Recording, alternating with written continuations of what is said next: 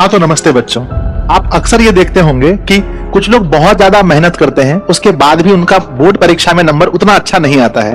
पर कुछ बच्चे ऐसे होते हैं जो बहुत कम ही पढ़ के, दिन में 12-13 घंटा नहीं पढ़ के, दिन में 7-8 घंटा पढ़ के ही 12-13 वाले घंटे वाले से भी अच्छा अंक ला सकते हैं। तो इसके पीछे क्या लॉजिक होता है? आप हमेशा ये बात सोचते होंगे कि सर ऐसा वो खास क्या करते हैं, या जो लोग टॉपर बनते हैं वो नॉर्मल लोगों से क्या अलग करते हैं। तो बच्चों, मैं इस वीडियो में आपको यही बताने वाला हूं कि आखिर स्मार्ट स्टडी करने का 5 वो तरीका क्या है। बच्चों, मैं पिछले 10 वर्षों से मैं इस क्षेत्र में हूं। मैंने 2014 में मैट्रिक पास किया। उसके बाद से बच्चों मैं यही हर वर्ष बच्चों को बताता हूं कि भाई क्या आपको करना चाहिए जिससे आपका बहुत अच्छा अंक आएगा। तो आप इस वीडियो को पूरा अंत तक देखें, उसके बाद अपनी प्रतिक्रिया हमें जरूर भेजें। देखें, जैसा कि थंबनेल में लिखा है स्मार्ट स्टडी करने के 5 तरीके। क्या वो 5 तरीका है जो अभी से आपको अपनाना है, जिससे आपको बोर्ड परीक्षा में बहुत ज्यादा मदद मिलेगी। फर्स्ट है टाइम टेबल या स्लॉट बनाकर पढ़ना। आपको मेरे बच्चे, आप दिक्कत क्या हो रहा है ना कि आप ना तो टाइम टेबल फॉलो कर रहे हैं, ना तो आपके पास कोई स्लॉट है। इससे क्या है ना कि आप 1 भी घंटा पढ़ रहे हैं तो आपको ऐसा लग रहा है कि हम खूब पढ़ रहे हैं, लगता है हम कितना ज्यादा पढ़ लिए। तो पहले बच्चों, पहले टाइम टेबल बनाइए। अब टाइम टेबल और स्लॉट में क्या अंतर है हम आपको ये बताते हैं। टाइम टेबल का मतलब ये हुआ कि हमने अपने मन में ही या फिर कॉपी में लिख करके हमने ये फिक्स कर लिया कि हमें इस टाइम से इस टाइम तक इस विषय को, जैसे मान लीजिए सुबह उठ करके 6 बजे से लेकर 8 बजे तक मैथ पढ़ना है, फिर फिर 1 घंटा रेस्ट लेकर के 9 बजे से लेकर 11 बजे तक हमें फिजिक्स पढ़ना है ना। तो बच्चों ये क्या हुआ, टाइम टेबल है ना। और स्लॉट में क्या होता है, स्लॉट में क्या होता है कि आप अपने आप को ये बोले कि भैया देखो, पूरे 24 घंटे के अंदर हमें 4 बार पढ़ने के लिए बैठना है। टाइम फिक्स नहीं है, 4 स्लॉट बनाना है और इस 4 स्लॉट में हमें इस विषय को पढ़ना है, इस विषय को पढ़ना है। तो बच्चों, टाइम टेबल या स्लॉट बनाकर जो बच्चे पढ़ते हैं, हमने ऐसा देखा है कि वो नॉर्मल बच्चे से बहुत अच्छा कर पाते हैं। ठीक है, तो अभी से ही टाइम टेबल और स्लॉट बना करके पढ़िए। और हर विषय को, मैं हमेशा कहता हूं कि बच्चों सभी विषय को थोड़ा थोड़ा समय दीजिए, है ना, सभी विषय को, है ना। जैसे कि आपका हिंदी बहुत अच्छा है, फिर भी कम से कम 30 मिनट का भी स्लॉट जरूर रखिए। टाइम टेबल में हिंदी को प्रत्येक दिन 30 मिनट भी जरूर रखिए, लेकिन जरूर रखना है, ऐसा नहीं कि हिंदी को छोड़ देंगे। हर विषय को डेली देखना है। इससे क्या होगा कि एग्जाम का जो आपके अंदर प्रेशर रहेगा वो किसी विषय का नहीं रहेगा। ठीक है, तो पहली बात आपको मैंने बोला, अगर आप स्मार्ट स्टडी करना चाहते हैं तो आप एक अच्छा टाइम टेबल या स्लॉट बना करके ही पढ़ें। ठीक है, स्लॉट को मैं एक बार फिर से समझाता हूं। मान लीजिए कि मुझे पता है कि दिन में मुझे 4 बार पढ़ने बैठना है 2-2 घंटे के लिए, है ना, लेकिन मेरा टाइम फिक्स नहीं है, 4 बार बैठना है। तो उसके बाद कौन कौन सा विषय पढ़ना है अपनी रुचि के अनुसार पढ़िए। किसी का भी टाइम टेबल कॉपी मत करें, क्योंकि आपका जो दिनचर्या है और किसी और का दिनचर्या वो मैच नहीं करेगा बच्चों। कोई ज्यादा रात को पढ़ने वाले हैं, कोई दिन को, कोई दोपहर में, इसलिए अपनी दिनचर्या खुद से बनाएं। ठीक है, दूसरा क्या है, खुद का मूल्यांकन करके हर विषय में समय दें। बच्चे क्या कर रहे हैं ना, बच्चे गलती कर रहे हैं। गलती क्या कर रहे हैं, खुद का मूल्यांकन कैसे करेंगे। देखो, आपको अच्छे से पता है कि आपका सबसे अच्छा विषय क्या है। जैसे 10th के विद्यार्थी हैं, आपको पता है आपका मैथ अच्छा है लेकिन संस्कृत खराब है, तो ये मूल्यांकन हुआ अपने आप का। आपको संस्कृत विषय में थोड़ा ज्यादा समय देना चाहिए।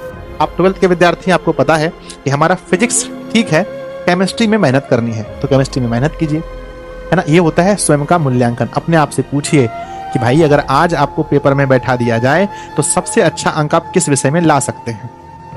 जिस विषय में कमजोरी लग रहा है उस विषय में थोड़ा टाइम बढ़ा दीजिए। इसी को कहते हैं कि खुद का मूल्यांकन। एक टॉपर विद्यार्थी या एक अच्छा विद्यार्थी इसी तरह से पढ़ता है कि जो विषय कमजोर है उसको समय थोड़ा ज्यादा देता है। पर लेकिन एक एवरेज बच्चा जिनको पता ही नहीं स्मार्ट स्टडी कैसे होती है, वो तो भाई मैथ अच्छा है तो मैथ ही पढ़ते जा रहा है, बाकी आप सिर्फ मैथ पढ़ के टॉपर थोड़ी बन जाएंगे। पर बनने के लिए हर विषय में 95+ चाहिए मार्क्स, समझ रहे ना। तो खुद का मूल्यांकन करें, उसके बाद हर विषय का टाइम बांटे बच्चों। तीसरा पॉइंट जो बहुत बड़ा पॉइंट है, रिवीजन का बेस्ट तरीका अपनाएं। बच्चे अधिक से अधिक टाइम यहां बर्बाद कर रहे हैं। इतना अगर हम देखते हैं रिवीजन के लिए, कितने बच्चे फिर से लेक्चर देख रहे हैं, कितने बच्चे फिर से लेक्चर देख रहे हैं। दिस इज नॉट पॉसिबल, आप दोबारा सभी लेक्चर को नहीं देख सकते। कितने बच्चे क्या कर रहे हैं ना कि लेक्चर तो देख रहे हैं, कितने बच्चे क्या कर रहे हैं कि पूरा बुक को, एनसीईआरटी बुक को फिर से पढ़ रहे हैं। नॉट पॉसिबल बच्चों। तो रिवीजन करने का बेस्ट तरीका क्या है, अगर आप दूसरी बार अगर आप करना चाहते हैं ना, पैनल पीडीएफ से भी काम चला सकते हैं, या जो कठिन टॉपिक है डायरेक्ट वहां पहुंच करके काम चला सकते हैं। पढ़ते टाइम में जो चैप्टर कठिन है उस चैप्टर को सिर्फ बना सकते हैं। मान लो आप 12th क्लास के विद्यार्थी हैं, आपको पता है कि हमारा मैथमेटिक्स में मान लीजिए कि 5वां चैप्टर थोड़ा हार्ड है, तो पांचवा चैप्टर को ज्यादा बनाएंगे। तो या मैंने बोला कि रिवीजन करने का आपको बेस्ट तरीका अपनाना पड़ेगा, या क्वेश्चन बैंक लगाएंगे। एक एक एनसीईआरटी का सवाल लगाना अभी आसान अब नहीं होगा आपके लिए। अब ऐसा ना करें कि पूरा दिन, हाँ, और एक चीज जरूर अपनाएं कि आप जो भी दिन में पढ़े, मान लीजिए कि आज हमने जो भी पढ़ा, तो शाम को ये देखना है कि आज हमने जो पढ़ा वो किस किस विषय को पढ़ा और कितने अंक का लगभग मेरा रिवीजन हुआ। नहीं तो पता चलता है दिन में 2-3 घंटा मैथ पढ़ाए और कुछ बनाया ही नहीं, और कोई विषय को हमने टच ही नहीं किया। तो अगर आप रिवीजन अच्छे तरीके से करेंगे तो वो स्मार्ट स्टडी के अंदर आता है बच्चों। रिवीजन आपको अच्छे तरीके से करना है, यानी कम समय देना है आपको रिवीजन में। जहां पर ज्यादा लगेगा वहां ज्यादा, जहां कम वहां कम। ऐसा नहीं कि बस बैठे हैं। और क्या करना है, जब भी रिवीजन करें बच्चों, तो आप नोट्स का सहारा ले सकते हैं। किसका? आप नोट्स का भी सहारा ले सकते हैं। नोट्स, है ना, नोट्स जो है वो रिवीजन करने के लिए सबसे बेस्ट होता है, या आपकी फेयर कॉपी होगा तो वो बहुत बेस्ट होगा। ठीक है, चलिए स्मार्ट स्टडी के लिए सबसे चौथा क्या है? चौथा है एग्जाम के पॉइंट ऑफ व्यू से पढ़ना। जो टॉपर होते हैं या जो बहुत अच्छा अंक लाने के लिए पढ़ते हैं, उन्हें पता होता है ये कि हमें किस विषय में, किस चैप्टर से, कौन से टॉपिक से हमें कितना अंक पूछा जाता है। और ये भी बहुत जरूरी है। अगर आप एक टॉपर बनना चाहते हैं तो सिर्फ पढ़ने से तो आप टॉपर नहीं बन सकते हैं। अगर आप अच्छा अंक लाने के लिए चाहते हैं, आपको ये पता होगा कि जैसे मान लीजिए हम मैथ के टीचर हैं, बार बार हम मैथ के बारे में बोलते हैं कि मैथ में कहां से हमारा ज्यादा अंक आने वाला है, कहां से कितना अंक आने वाला है। 10th के अगर आप विद्यार्थी हैं तो आप देखिए हमारा कहां से ज्यादा अंक आने वाला है, और उस आधार पर पढ़िए बच्चों, है ना। यानी कि एग्जाम के पॉइंट ऑफ व्यू से हमेशा पढ़ना पड़ेगा। मान लीजिए कि कोई ऐसा चैप्टर है जिसको रिवीजन करने में हमको 10 दिन लगेगा और वहां से सिर्फ 2 अंक आने वाला है, तो आप सोचिए कि वहां आपको कितना टाइम देना है, कैसे टाइम देना है। और आप बोलेंगे कि सर ये एग्जाम का पॉइंट ऑफ व्यू हम समझेंगे कैसे हम जानेंगे? तो प्यारे बच्चों, इसी के लिए हम लेकर आए हैं 5वां, जिसका है ना, जहां पर हमने आपको बताया है कि क्वेश्चन बैंक, है ना। क्वेश्चन बैंक बहुत ज्यादा इंपॉर्टेंट चीज है। हर चैप्टर का क्वेश्चन बैंक जरूर देखें कि भाई इसमें कौन कौन सा क्वेश्चन पूछा गया है, पिछले वर्ष कैसा क्वेश्चन आया है, उसके और मतलब कि 24 में कैसा आया है, 23 में कैसा आया है, 22 में कैसा आया है, बना करके देखें। और बच्चों, अब वो समय आ गया है जब आपको आंसर राइटिंग करनी चाहिए। क्यों? एग्जाम में आपसे पूछा थोड़ी जाएगा, एग्जाम में आपको लिखना है। इसीलिए मैं कहता हूं कि बच्चों अभी से अब आप लोग लिखना शुरू कर दीजिए। अब लिखना शुरू कर दिए। सर कैसे लिखें? क्वेश्चन बैंक में उठाइए 2024 का सवाल। हम ये नहीं कहते हैं कि सारे सवाल लगा डालिए, हम ये कहते हैं जितना सवाल आपसे बन सकता है उतने सवाल को बना दीजिए, उतने सवाल का आंसर अपनी भाषा में लिख दीजिए। बस 60% लगभग खत्म है हर चीज में। तो अब आप मॉडल सेट भी लगा सकते हैं। जितना क्वेश्चन आपसे बने उतना क्वेश्चन बनाइए। और बच्चों, ये स्मार्ट स्टडी का सबसे बड़ा पॉइंट ये है, आंसर राइटिंग, क्वेश्चन बैंक लगाना और मॉडल सेट लगाना। ये काम आप करना आप स्टार्ट कर दीजिए, ठीक है ना। नहीं तो आप सिर्फ एनसीईआरटी करते रहेंगे, आप सिर्फ वीडियो लेक्चर देखते रहेंगे, आप सिर्फ यूट्यूब में मैराथन देखते रहेंगे, आप सिर्फ यूट्यूब में वीडियो सर्च मार के देखते रहेंगे, तो नहीं होने वाला है। अब आपको सीरियस होना पड़ेगा। स्मार्ट स्टडी करने का मतलब यह है कि आपको अपने आप को बच्चों पहचानना पड़ेगा कि आप अभी कितने पानी में हो। अक्सर बच्चे जब 2-2.5 महीना बचते हैं तब छटपटाने लगते हैं।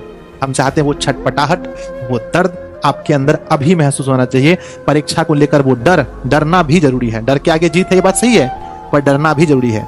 बच्चों, अपनी आंखों को खोलिए, क्वेश्चन बैंक को देखिए, अपने आप को समझिए कि आप कितना अच्छा अभी कर पा रहे हैं, ठीक है। नहीं तो पता चलेगा जाकर के आपने दिसंबर में देखा, बस तो लग रहा है सर परीक्षा ही छोड़ना पड़ेगा। नहीं बच्चों, अभी उठिए, जगिए और मेहनत कीजिए। और तब तक नहीं रुकिए जब तक बच्चों आपका टॉपर वेरिफिकेशन में नाम नहीं आ जाता है, या नहीं तो बच्चों कम से कम उतना अंक नहीं आ जाता जितना आप मन में सोचे हैं, ड्रीम फॉर 50+ ना। तो स्मार्ट स्टडी के मैंने 5 तरीके आपको बताए हैं, और ये 5 तरीका अगर आप अपनाते हैं बच्चों, तो रिजल्ट के दिन आप कहेंगे कि सर मैंने आपका वो वाला वीडियो देखा था, उसमें आपने मुझे बताया था कि भैया टाइम टेबल से पढ़ो या स्लॉट बना करके पढ़ो। दूसरा मैंने क्या बोला था, खुद का मूल्यांकन करके हर विषय को टाइम दो। मैथ अच्छा है तो खाली मैथ बनाते जा रहे हो मम्मी पापा के सामने, और दूसरा विषय नहीं हो पा रहा है आपसे, ठीक है। तीसरा क्या है, रिवीजन का बेस्ट तरीका अपनाओ। वीडियो लेक्चर से पॉसिबल नहीं है, नोट से पढ़ो, या अपना सेल्फ नोट से या टीचर के नोट से पढ़ो, ठीक है। अगला बच्चों क्या है, एग्जाम के पॉइंट ऑफ व्यू से पढ़ो। कौन सा चैप्टर कितने नंबर का है उतना टाइम दो, उसको पढ़ो, बार बार रिवीजन करो, ठीक है। और नंबर 5 लास्ट में क्या था बच्चों, आंसर लिखना शुरू करो मेरे छोटे भाई बहन, जल्दी से आंसर लिखना शुरू करो और क्वेश्चन बैंक लगाओ और मॉडल सेट भी लगाओ। जितना पढ़ लिए उस चैप्टर के क्वेश्चन लगाओ, जितना लग सकता है। 100 में से 20 बना, 20 ही बनाओ, बढ़ेगा, धीरे धीरे बढ़ेगा, स्कोर धीरे धीरे बढ़ता है बच्चों, अचानक नहीं बढ़ता है। हम उम्मीद करते हैं कि इस वीडियो से लाखों बच्चों को बहुत कुछ सीखने को मिलेगा। आपको अगर वीडियो अच्छा लगा अपने दोस्तों में जरूर शेयर कीजिए, बिहार के हर व्हाट्सएप ग्रुप पर, टेलीग्राम ग्रुप पर शेयर कीजिए। नीचे एक कमेंट प्यारा सा जरूर कीजिएगा आपको ये वीडियो कैसा लगा। अगर आप किसी टॉपिक पर वीडियो चाहते हैं तो कमेंट बॉक्स में जरूर लिखिए, मैं जरूर वीडियो बनाऊंगा। धन्यवाद बच्चों।